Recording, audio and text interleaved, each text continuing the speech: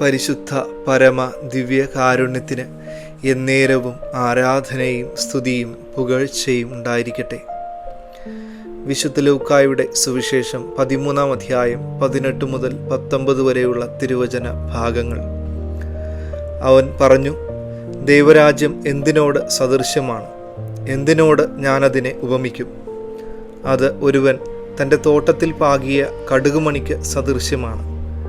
അത് വളർന്ന് മരമായി, ആകാശത്തിലെ പക്ഷികൾ അതിൻ്റെ ശാഖകളിൽ ചേക്കേറി. മനുഷ്യൻ്റെ കണ്ണിൽ നിസ്സാരങ്ങളെന്ന് തോന്നുന്ന കാര്യങ്ങളിലൂടെയാണ് ദൈവരാജ്യമെന്ന അനന്ത സാധ്യതയെ കർത്താവ് നമ്മുടെ മുമ്പിൽ വിവരിക്കുക.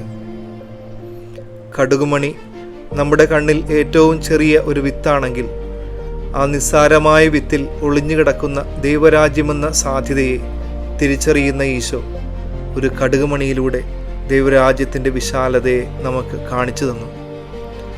കത്തോലിക്കാ സഭയുടെ ചരിത്രത്താളുകളിൽ നിസ്സാരരെന്ന് ലോകം വിധിയെഴുതിയ വ്യക്തികളിലൂടെയാണ് കർത്താവ് പ്രവർത്തിച്ചത്.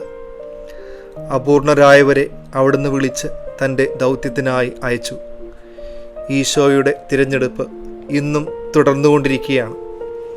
ബലഹീനരായവരെ കർത്താവ് ഇന്നും തൻ്റെ വലിയ ലക്ഷ്യങ്ങൾക്ക് വേണ്ടി വിളിച്ച് വിശുദ്ധീകരിച്ച് നയിക്കുന്നുണ്ട്. കടുകുമണിയിലെ ദൈവരാജ്യ സാധ്യത നമ്മുടെ മുമ്പിലും കർത്താവ് വെച്ചു തരുന്ന ഒരവസരമാണ്. നമ്മുടെ ബലഹീനമായ ജീവിതങ്ങളിലൂടെ കർത്താവിൻ്റെ മഹത്വത്തിനായി നിലകൊള്ളുവാൻ തക്കവിധത്തിലുള്ള വിശ്വാസവും ധൈര്യവും പരിശുദ്ധാത്മാവ് നമ്മളിൽ ചൊരിയട്ടെ. അവിടുന്ന് നമ്മളെ ശക്തിപ്പെടുത്തി നയിക്കട്ടെ.